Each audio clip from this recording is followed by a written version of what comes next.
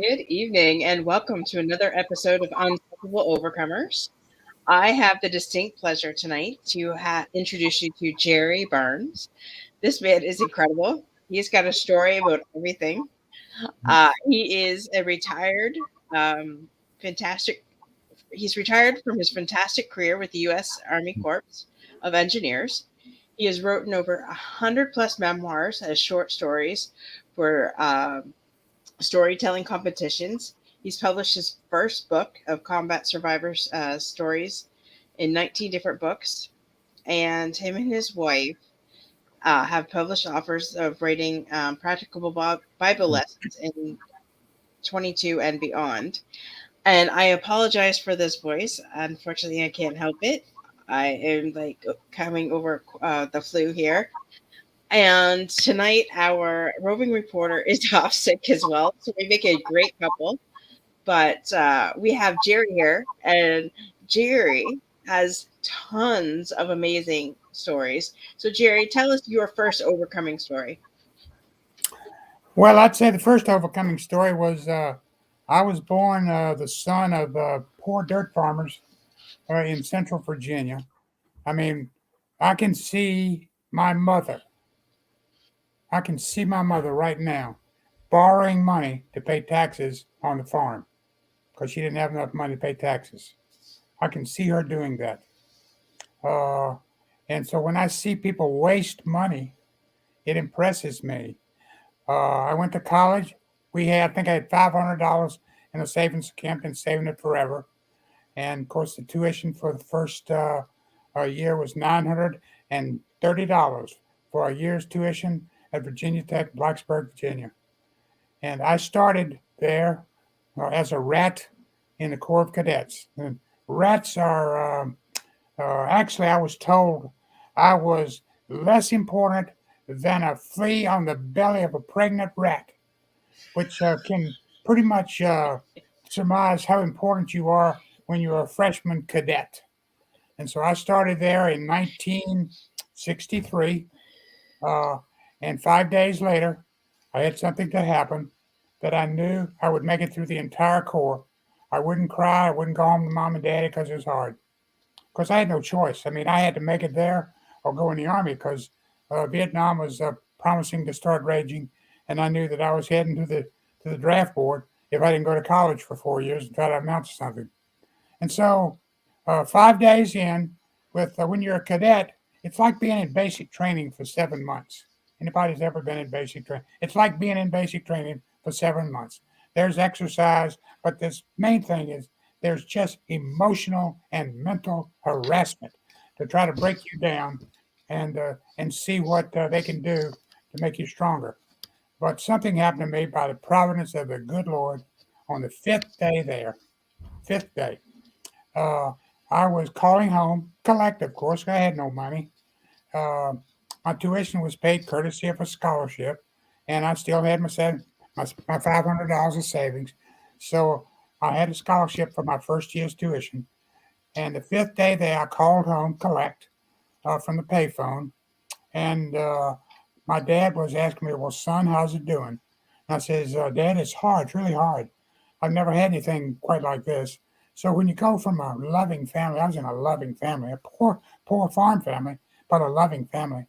And when you go from that environment to one where everybody, sophomores are the worst, and then juniors, and then seniors pretty much leave you alone. They're normally, most of them are rat daddies, take care of the rats. But sophomores and juniors make life just a living hell.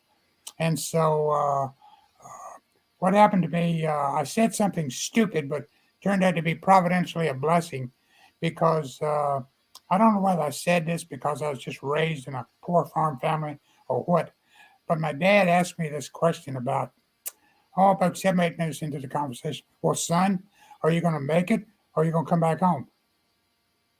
And I said these words. I said, Dad, uh, there's nobody up here tough enough to make me quit.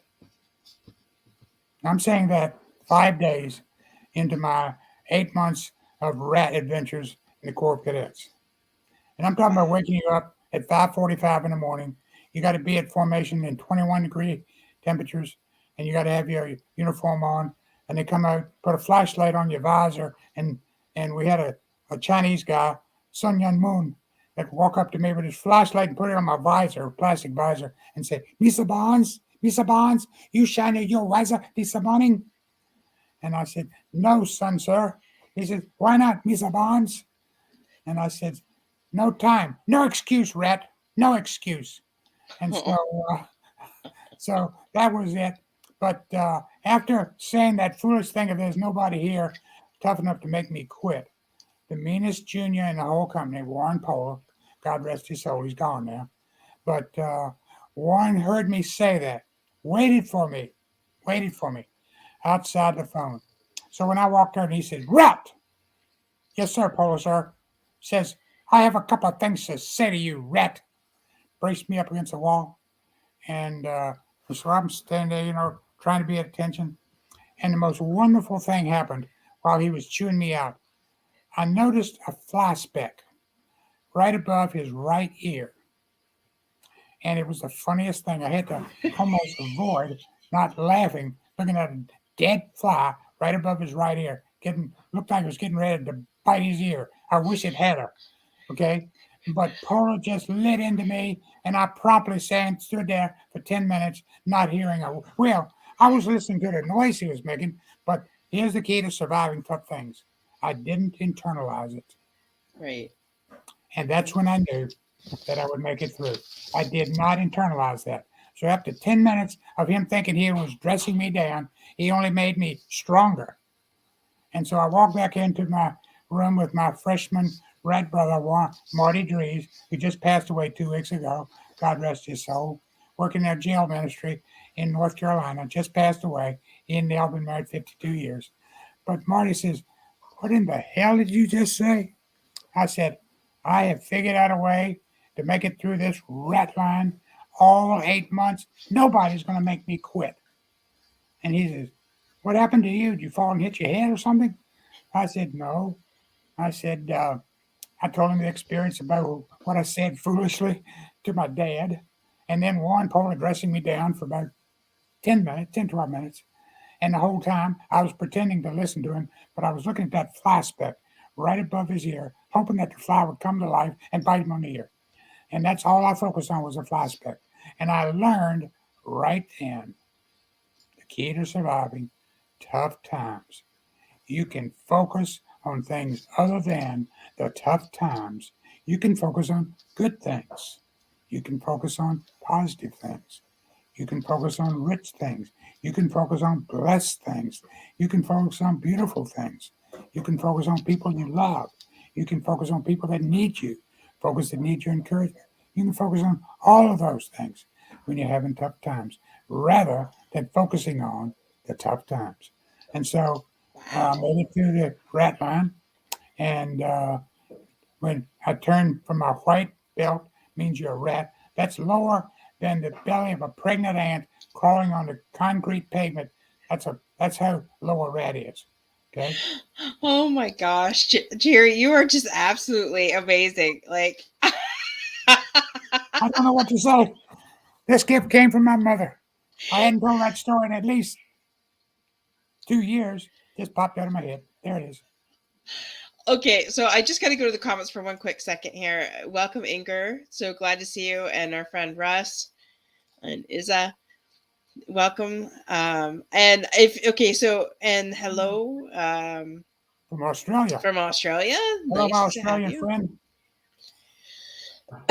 If you missed the first 9 minutes of this, you need to go back and watch the replay, because there's 3 things Jerry said that just was mic drop, mic drop, mic drop.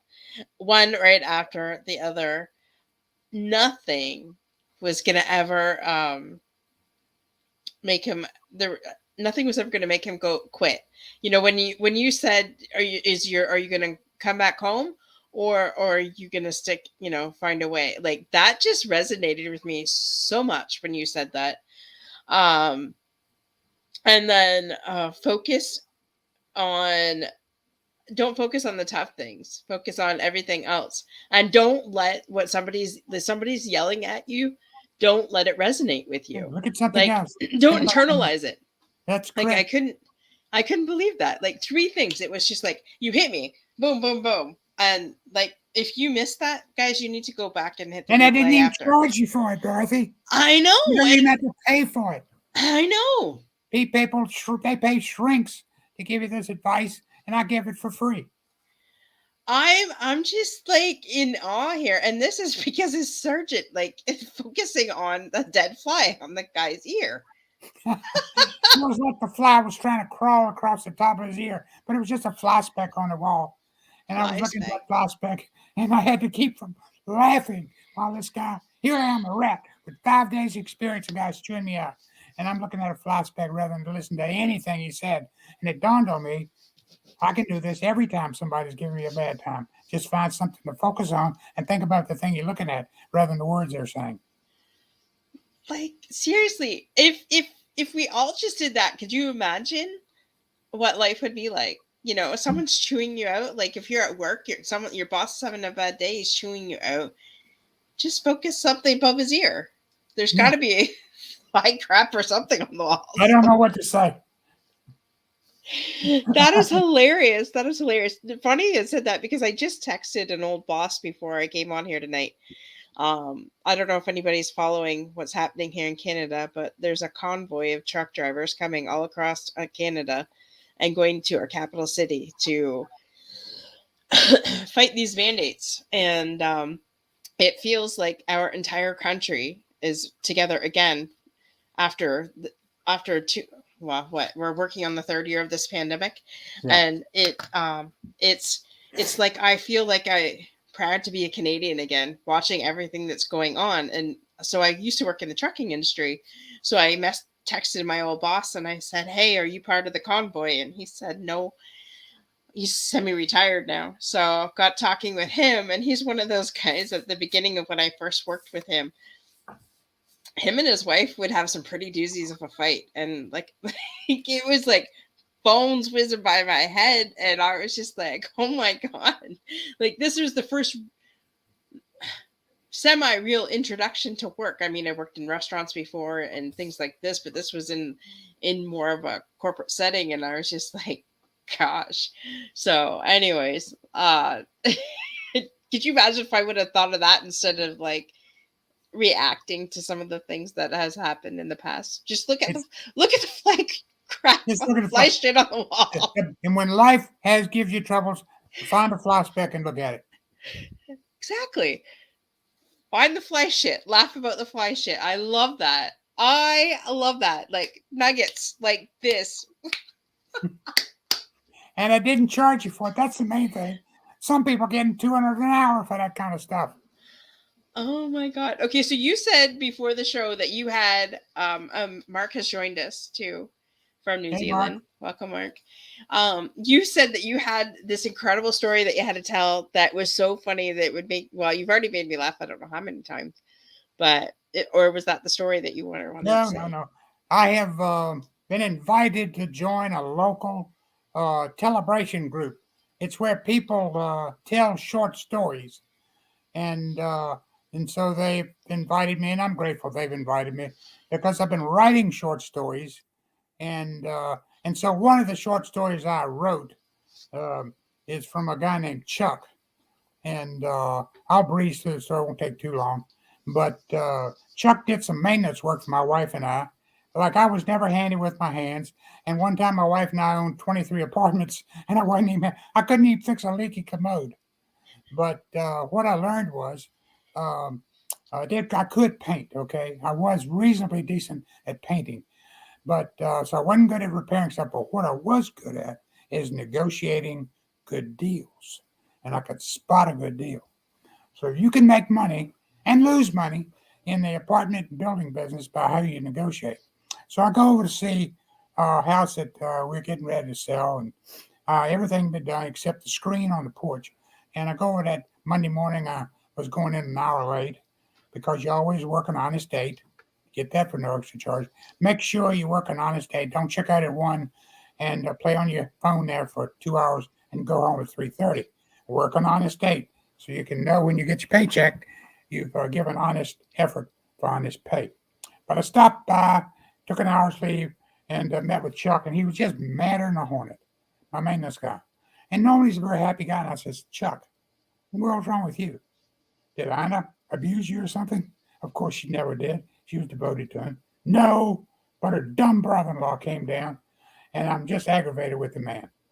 I says, what? And he told me this story. He says, Jerry, I probably fell in love with Ina when we were on Liberty in New York Harbor, first or second night. I met her, fell in love with her literally the second or third night I was in New York and knew that she was the one for me. And so ultimately, Chuck and Ina got married, and he got her out of New York for whatever reason. And she followed him back to Norfolk, Virginia. And they were living in Norfolk, and she got a job as an accountant, and Chuck was working as a mechanic. And then after he retired, he started doing handyman work. So he's doing some handyman work. I says, well, Chuck, why are you so mad at Ina's brother? Well, Jerry, I love my wife, and she's been after me, I know, 20 years to try to bond with her brother. Well, I don't want to bond with him because he talks like a fast talking Yankee. If he would slow down, I could begin to like him. But he talks so fast, I couldn't listen to everything. He talks so fast, I couldn't listen to him. And that's the first thing that aggravated me. And so I says, and that's some advice there. Talk slow enough to be heard, not just to make noise. Okay, make sure people are listening to you. So I says, well, what led to this adventure? He said, well, Ina's been after me to pick something to bond with my brother-in-law. Well, I didn't want to bond with my brother-in-law, but finally I gave in because I love Ina. And I said, okay, I'll take him fishing with me down in the Lake Drummond in South Chesapeake, Virginia. So he came down all excited, talking so fast I couldn't hear everything he's saying, and all excited about going fishing with me. And so we got up the next morning about 6:30, loaded up a little 14-foot metal John boat, put it in the back of my truck, and got all the wading boots and fishing gear and everything. Head down to Lake Drummond, South Chesapeake, about a 45-minute drive. He said, unloaded the boat. We were on the feeder ditch about 7:30 in the morning, and I was putting along with a little small motor. And I told this knucklehead, I said, now listen, when the sun comes out, the canal going up to Lake Drummond, it's about a mile and a half. He says, there's limbs that cover the canal. And we're in the swamp now, and we're going through the swamp. Little green snakes, little garden snakes. They'll go up in the limbs of the trees, and they'll sun themselves early in the morning. Once in a while, one of those little snakes will fall in my boat. Now, don't be frightened. If he falls in the boat, he's totally harmless. I promise you, he doesn't want to be in the boat. He wants to be back in the water. He said, so just take the paddle that you got in your front hand and pick him up and throw him back in the water. I got it. So he says, we are heading up the Desert Swamp Canal.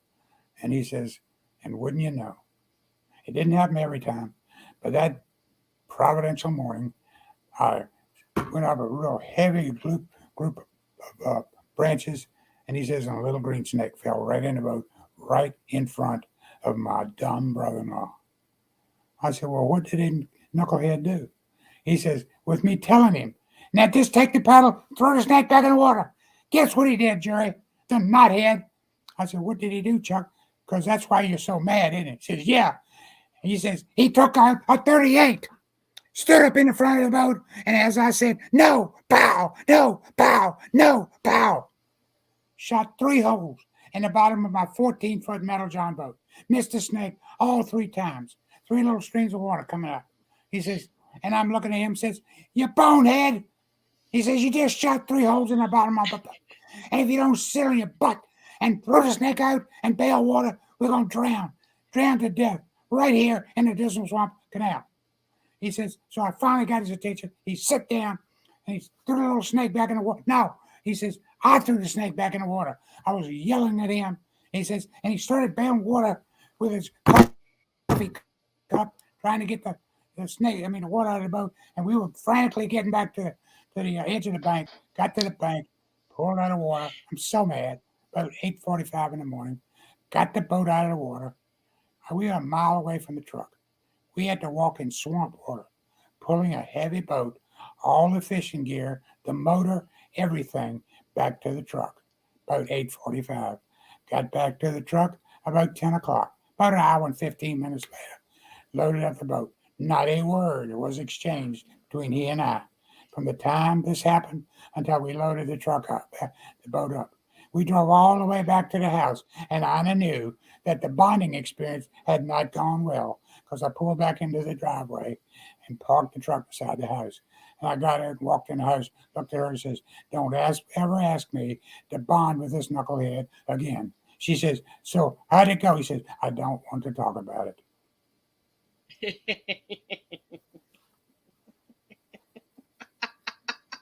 That is a true story. I'm just visualizing these two guys out and about shooting holes into this boat and the boat sinking. I mean, it didn't, but That's right. it's taking on water. Like Yeah, I could just see it. I could just see it. It's something that would happen with my brother or my father. I swear to God, because they would do something that dumb too. no, no. Now, come on, Dorothy. You're a smart lady. Don't tell me that your heritage has that kind of boneheaded habits in there. Okay, so my brother, I don't know all the whole story, but I do know this. So my brother had a boat, and he was out at Mitchell's Bay. For those of you that don't know, that's here in Ontario, around the Chatham Kent area. Him and his buddies are out, and they're in this boat. They're fishing. All I know is that a storm came up. They didn't get back in time. So I don't know why, but the boat started sinking. I think they forgot to put the plug in. I It ain't think. the brightest thing to do. It could be wrong. I don't remember. All I remember is he had these waders on that was pressing him down. Plus he's trying to get he's got the boat and he's trying to bring the boat to shore. It was the only time that he saw stars, and he didn't give up because I don't know what happened. All I know is that he was exhausted and he almost died out in the middle of this damn Oh, lake. wow. And the only thing that kept him going was he kept visualizing seeing his sons, and he somehow got the boat enough that Right, somebody could take it back into shore. So right. I do come from a long line of dumb shit. Well, it is kind of true. In fact, it is true. Chuck wouldn't have told me something. He was I, that mad. It'd been 2 days and he was still mad. See, I've had the boat for 9 years.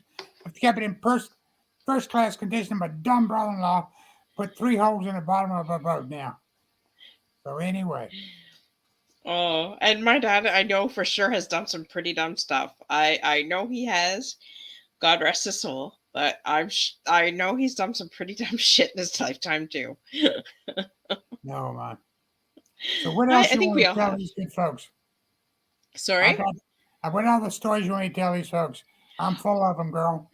I know, but okay. So there's a couple things I want to hear some more stories, but there's because I want to shine a couple spotlights. I could just picture you in the U.S. Army, like I could just picture trying to be like this badass guy, but I know that you're not. Your heart, like is full of gold, and trying to portray to be this like. "Mm." And I know you. Well, I think I know you.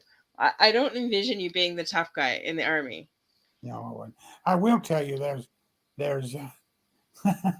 here's a story. This is Sergeant Mike. You want to hear another story? It's a funny Yeah, story. I do. Okay, so when second lieutenants they go between their junior and their senior year for what is called engineer officer basic, and that's 8 weeks of the Army's U.S. Army's efforts to try to turn them into soldiers. Now, what you got to understand is the cadets, and it occurs in about 6 places in the U.S. and everybody in the Northeast. So from where we are all the way up to New England, from Virginia to New England, everybody met at Indiantown Gap, Pennsylvania, and that was probably 2 or 3 thousand kids, and most of them between their junior and senior year. And so actually, this was at the end of my senior year, and you can put it off because they got so much invested in you, they give a little grace. So I had an opportunity to work the summer of my junior year, make some money, and so that's what I did. So I had to go to the engineer officer basic after my senior year. Well, when I figured out how to study and get above passing grades, I started taking some graduate courses and things I was interested in, trying to prepare for my career.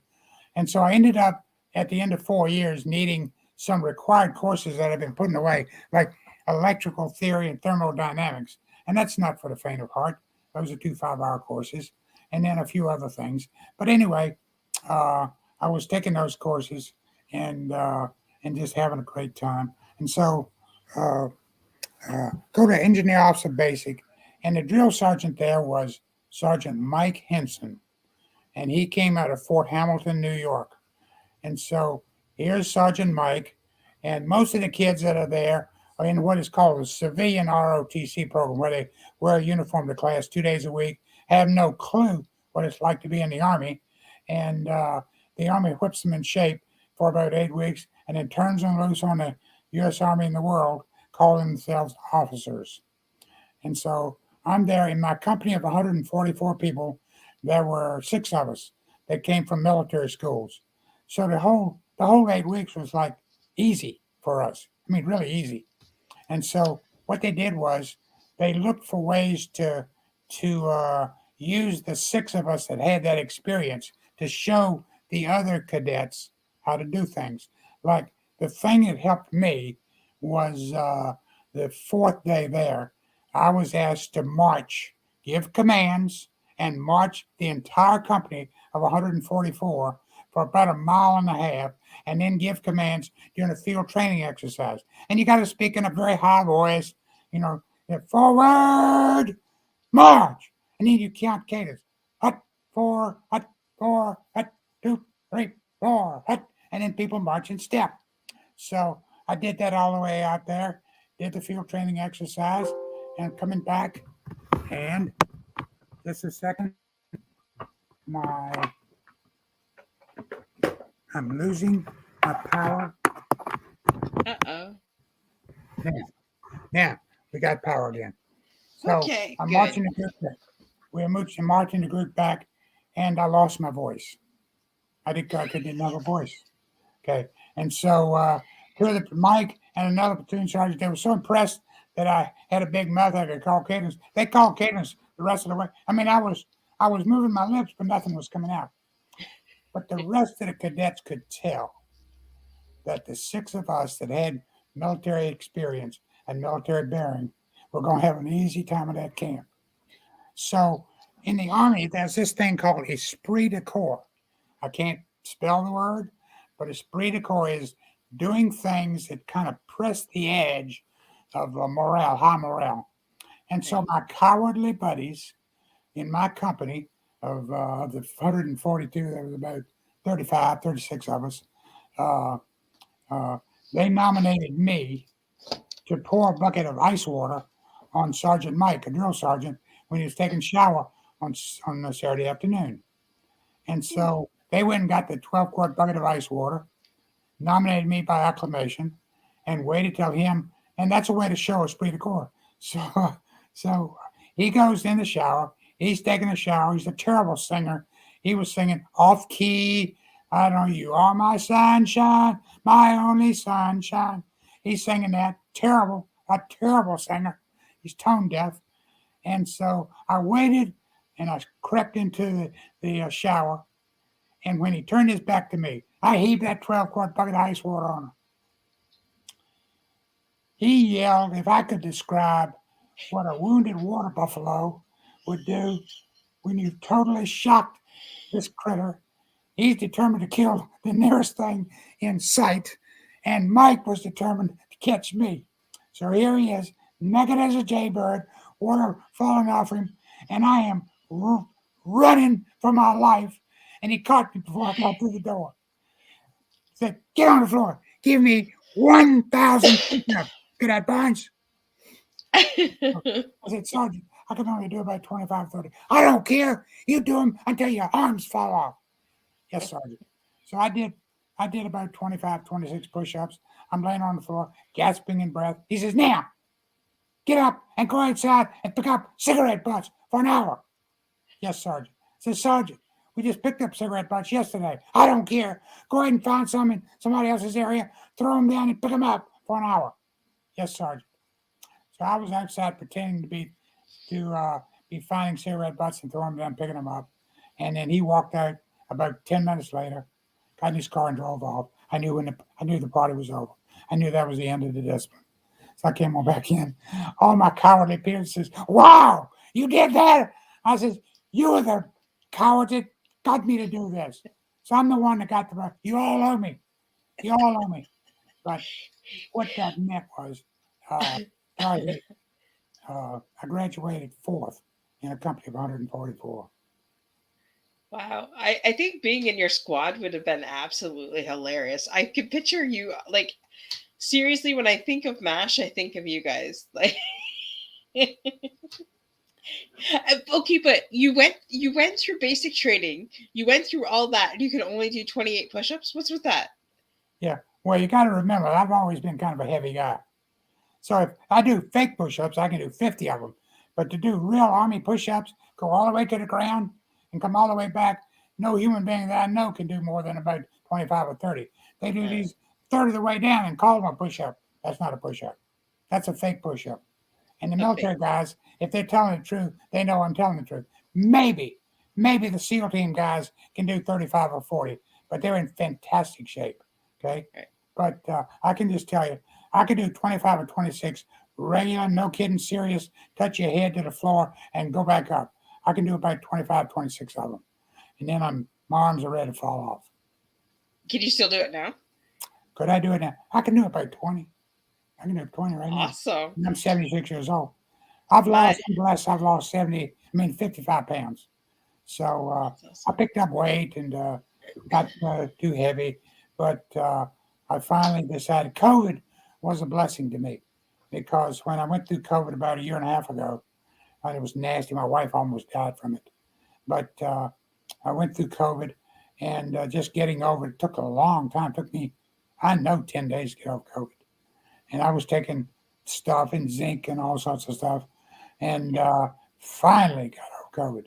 So I go in to get my drug test after about three tests, 3 weeks. And so I go in, I got a clear COVID test, and I walk by the scales. So I got on the scales, and I dropped 16 pounds Wow. in about 3 weeks. And I Wow. said, whoa. And so what I did was I just kept exercising and taking food in moderation, normally one meal a day, a light snack in the morning, a decent meal in the afternoon, a half of Frosty from Wendy's at night for dessert, and that was it for about 5 months, 6 months. And I got down to 222 pounds. So Wow. I lost 60 pounds. Now, over the Christmas holidays, I picked up about 7 pounds. But I can tell I've lost a pound or two of that. So I'm going back down, not going back, not Right. going back. So you can do whatever you want to do if you make up your mind to do it. In my case, it took me about 50 years to decide to do it because I was always a heavy guy. But you did decide, and once the decision was made, it was done. So I like that. Yeah, you can, you Like can, that. you can. So I don't know about you viewers that are listening. Like the Garen, thanks for joining us. Garen has joined us too. It was a joke. The he called me a goat once, and I'm like, "What's a goat?" So he said, "Greatest of all time." So it stuck with me. So my husband and I on the weekend, excuse me, we had a weekend to ourselves, so we were playing Yahtzee, and I had put the goat on my sheet for the name, and my husband put the king of beer, or yeah, the king of beer, on his. So I posted it, and I said the first person to ever call me the goat was Garen, and Garen's like, and I'll be the first, but I'm not going to be the last. Huh, So that's why I was just like, that's just like, oh, that's so sweet, you yeah, know. good for But you. Good for you. yeah, yeah, Good for this you. this community is amazing. Like there's no community like it anywhere else. Well, except I don't know, maybe in the Marines where you were at, but so you have all of the like amazing stories and you've made books into some of these, right? Correct. Okay. So tell us a little bit more about that. Well, the first book is published on Amazon called When Heaven Visits. And that was the man that put this idea in my head. The only request he made me said, if you'll let me name the book. He says, I think it'll work. And it's done fairly well. We've sold about 1,000 copies, which when I found out that people that publish books sell about 300 copies. Okay, that's about the sell rate for people that sell books. Yeah. Uh, so I sold about 1,000 copies, but and wherever I go to speak or festivals, anything, I put up a little placard of pictures of take pictures of all the veterans I've written pictures stories about, and I'll put them out in front of my little tent, festivals and big flea markets and wherever I go. I've been spoke to veterans groups and so regardless, put that up and people are drawn to the pictures. And when they look at the pictures, I know they'll go buy the book. And so that's and then what happens is those people that look at those books, well, I know somebody that might give you a story, put a little sign up and says, if you have a story or know somebody has a story, just sign up right here. And then I add them to my blog list. So I've got a blog list now of about 900 people. And so you got Wow. to build your blog list on up to, 3 or 4,000 people. And if you've got a blog list of 3 or 4,000 people, uh, and here's my website, I'll give it to you, and folks can look at it. CombatSurvivorHeroes.com. Yep. CombatSurvivorHeroes.com. People can contact me through that, and they'll send me an email address. I'll send them a free story. Just tell me you heard me on Dorothy Ann's show, and uh, I'll send you the lead story for book number 2. And book number 2, I just sent book number 2, manuscript number 2, to the publisher last week. They tell me 4 months to publish it, but I think they'll do it faster than that. But and then I've got book number 3 that's in this phone that I'm talking. I got right here, and I have drafted about 20. It's going to be 22. I've drafted about 19 of the 22 stories. So I'll have book number 3, which will be called Vignettes of Valor. Vignettes of Valor. And the goal is to try to get that published uh, by the end of this year or the first of next year. And then the 4th book, and maybe the final book, uh, is going to be called Crisis in the Cockpits. And these are stories of things that happen in the cockpit of a fellow that was pilot of a B-1B bomber.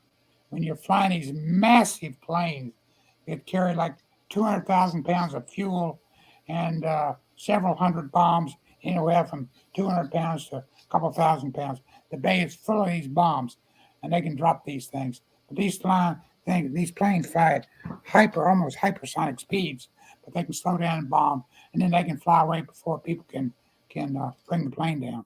But anyway, they have stuff happen, and pilots have stuff happen nobody ever knows about up in the air.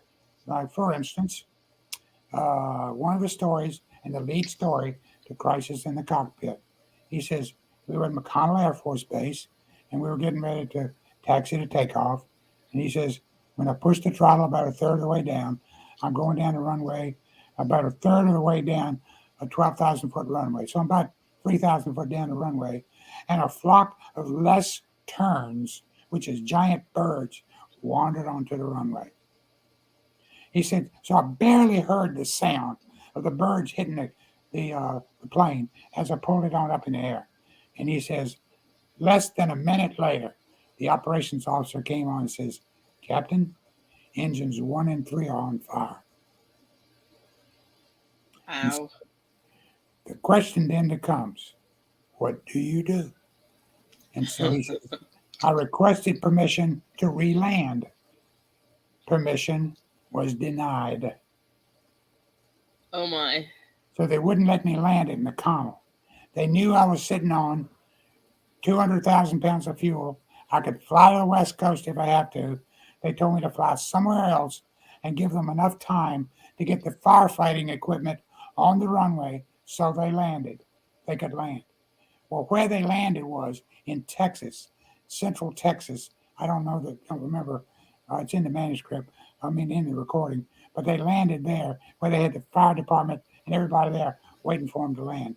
But they were flying the plane on 2 engines. Those planes, most jets are designed to where they can fly with 1 engine. They just need more time to reach elevation, and they'll need more runway distance to stop it, okay, if you only got reverse thrust in the engines. Because the key to a plane landing is the brakes, and of course, you've made all four engines, you switch them to reverse thrust, and that slows the plane down. So whenever you're flying, that's how you can hear the plane. They make us, you can feel it when they put reverse thrust on the engines and you're flying. That's what slows the plane down. And so he says we do have brakes. So then one of the other stories is they were on a routine flight too, and I'm not going to tell you this because I'll give away the whole thing, but and I'll give away a little bit of that lead story, but the this one they were on a routine flight to Panama from Pensacola to Panama, and I believe Pensacola, don't remember, but he says and flying over the Gulf of Mexico, you would think it wouldn't be any ice at all. He says probably 45 minutes, an hour into the flight, operations officer says, Captain, we're running into ice. He says, need to take evasive actions. He said, so he, where they could spot the ice, he would move the plane to the left or the right. He said, and he took ice into one of the engines and lost the engine. Well, no worry. And let me stop the story right there because ultimately they had to turn the plane around and try to make it back to Pensacola with some pretty hair raising things that happened. So we'll stop right there. Okay. Wow. I am like shock and awe. And I did put your website on the show notes, and I just put it again inside the comments. I just want to say welcome, Ligia, and welcome, Jenny. Yes, you really need to watch. Like I said, Jerry dropped like bombs the first 10 minutes of the show. I mean, he's been dropping bombs the entire time, and he's been having me in stitches the entire time. But you really need to go back and watch the beginning if you missed the beginning, because Jerry here is just an amazing guy. And if you don't know Jerry, you really need to connect with Jerry on LinkedIn. Absolutely phenomenal guy. Retired military guy here from the U.S. Army Corps, and I'm telling you, amazing. If you haven't been listening to these stories, that's okay because they are in. He'll have 5 books total by the end. By Four the books time for he's done. sure. 4 books for sure. Four, There's a right? little bit of by the way, I won't give this away at all, but I will tell you in book number 2, there's a story. I got a story from 2 different people that folks might whet their appetite. So Help Me God is the title of the second book. And it's got a story from Betty Lynn. And who is Betty Lynn of all people? Betty Lynn was was the girlfriend of Barney Fife on the Andy Griffith Show. Oh She was my! the character that was Thelma Lou on the Barney Fife Show. And I met Betty. She just passed away just 7, 8 months ago. I met her in North Carolina, and she's 95 years old. Still had red hair and a little gray, and just so charming, such a sweet, and loved the idea of writing stories and giving money away to veterans causes. She'd have talked to me for an hour and a half, but the handlers wanted to rush her away to meet some people. So I got 30 minutes from her, and that 30 minutes, she was entertaining troops in hospitals up and down the East Coast during World War II, 42, 43, 44. And then she was in Burma, of all places, entertaining troops in Burma when the British and the Americans were trying, the Chinese and the Burmese were trying to drive the Japanese out of Burma. And so she had quite a career. So her story is in the second book.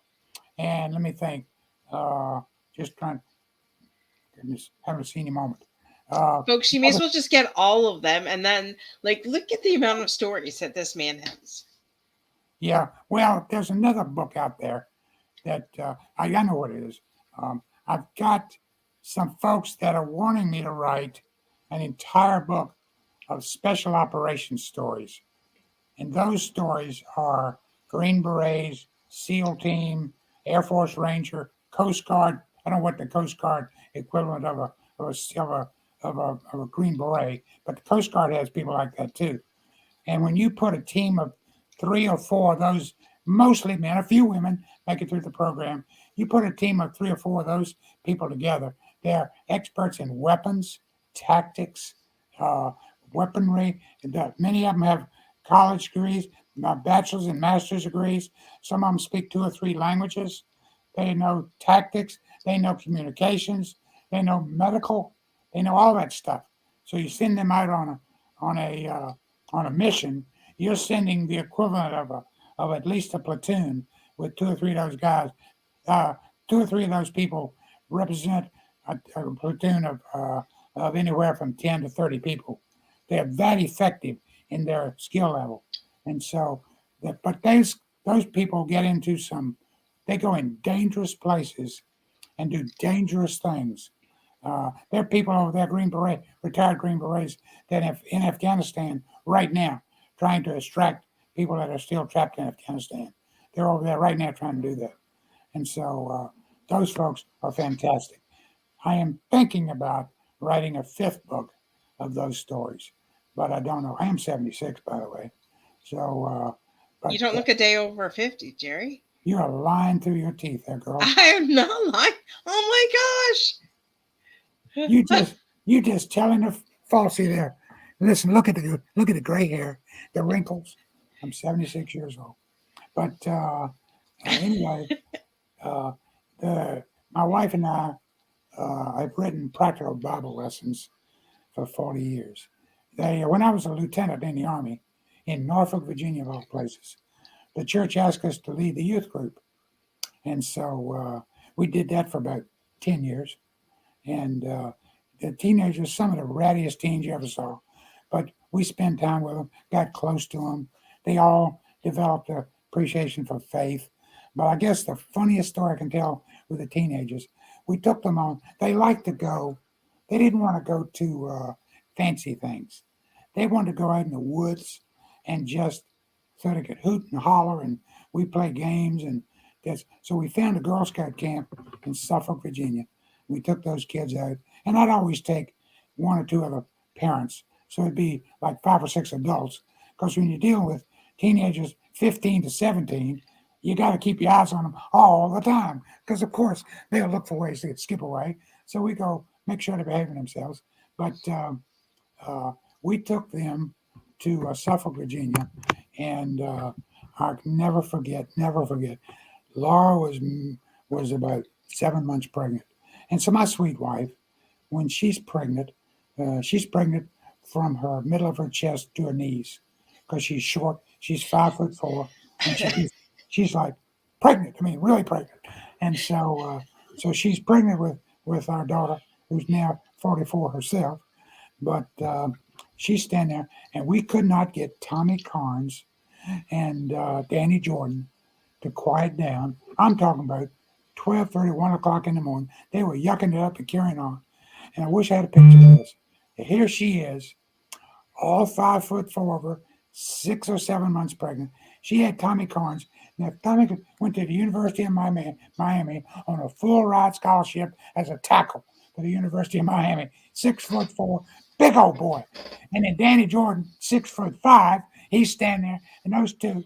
And she had the two of them with her little figure braced up against the wall, looking down at her. She says, "If you do not lay down and go be quiet.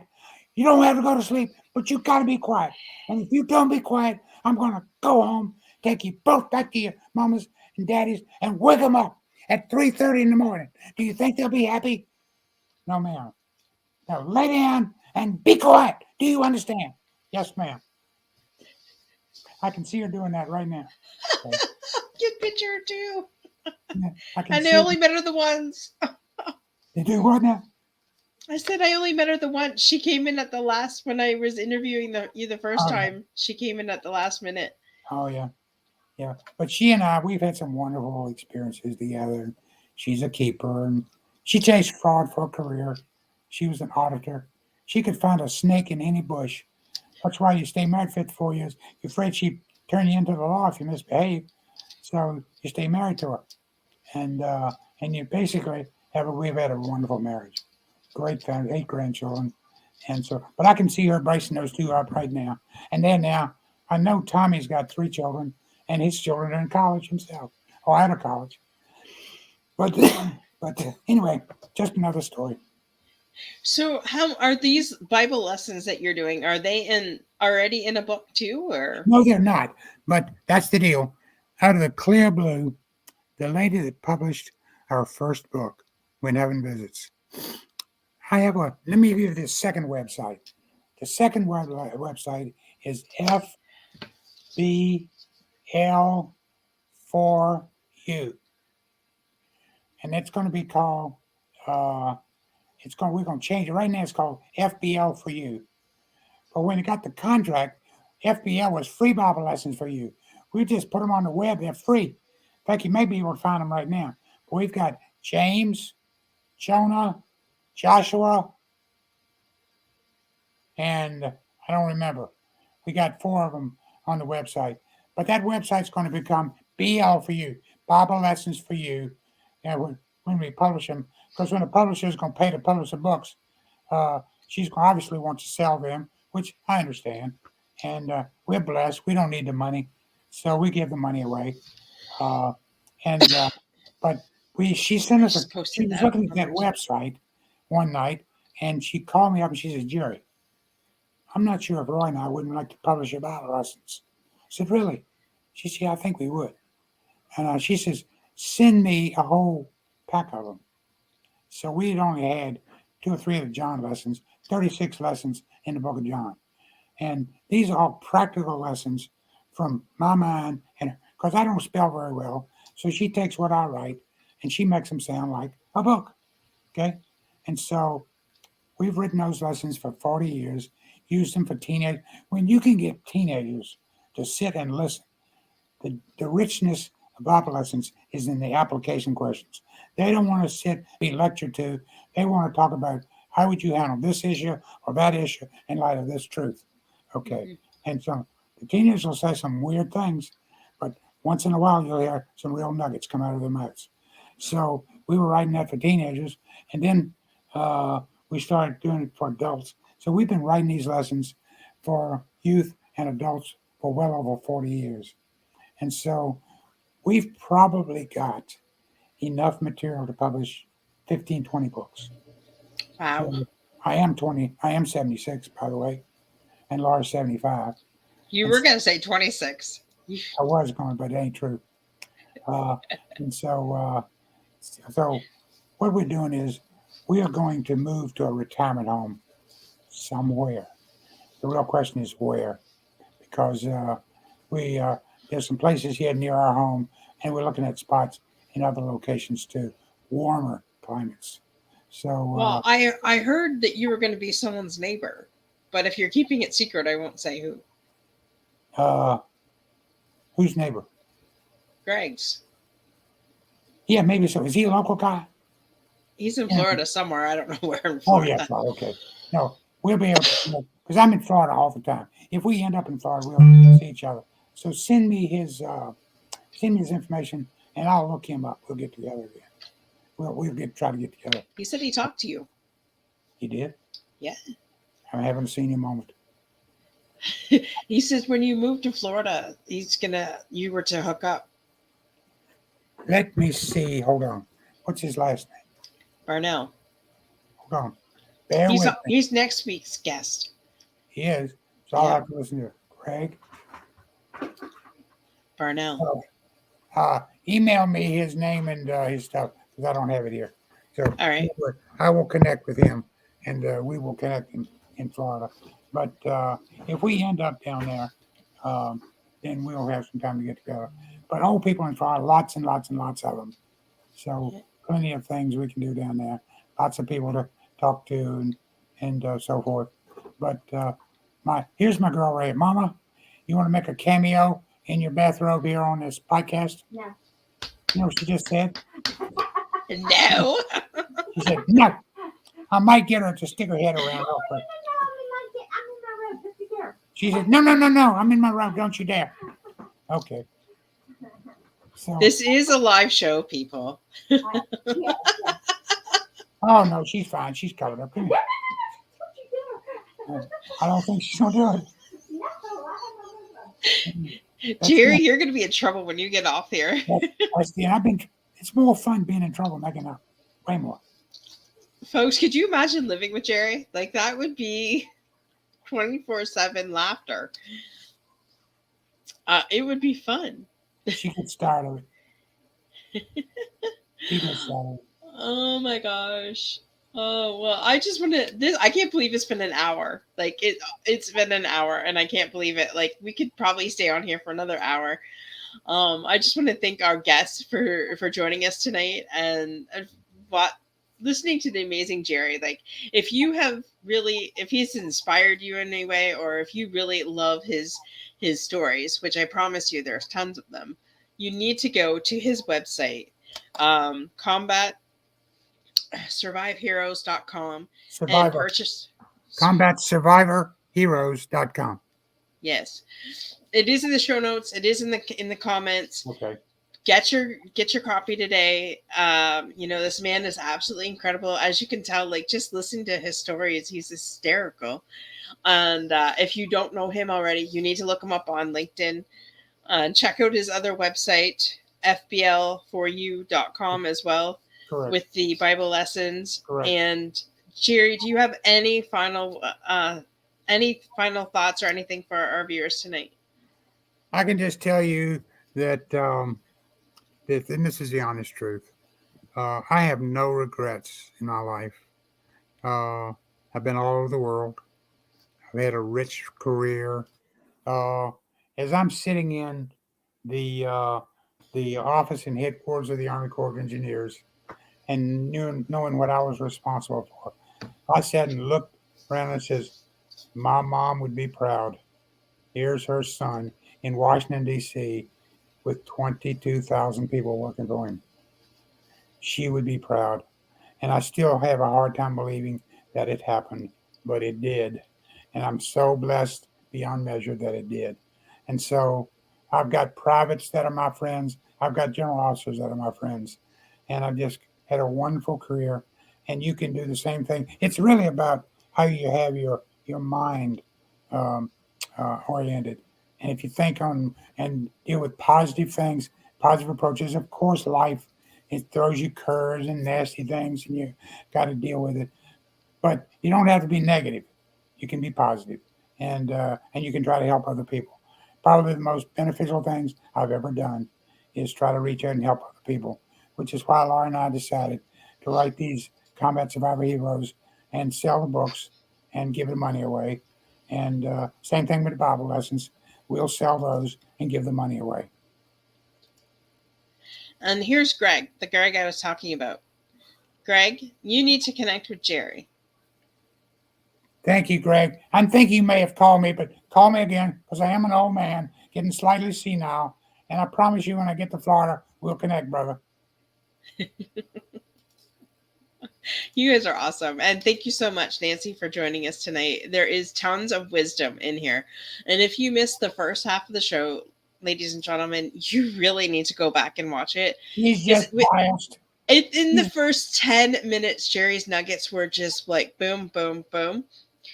And like, I can't even, you have to go back and listen to it because I swear it was absolutely insane. He's in Lakeland. Yeah. Yeah. Well, then we're looking in Lakeland. Tell him we're looking. Our kids live in Lakeland. Greg, let me say, I'm going to do this, and I hope I don't mess up. Greg, Jerry Barnes at ntelos.net. Send me an email. You and I'll connect, and I'll look you up when we're in Lakeland because we'll be down there here in a couple months. There we go. I love it when a connection comes together. I absolutely love that. I love that. And for those of you that, so the overcomers, we can't just stop at like just have one show a week. So I decided that I was going to also showcase a power half hour on Wednesday evenings at 5:30. So this week is our very first show with the amazing Jasmine Baird, and on it's going to be quite amazing with that. And then next Monday we actually have, why isn't this thing coming up? Okay, there we go. Greg Bicknell will be our next guest next Monday night, Combat Survivor as well.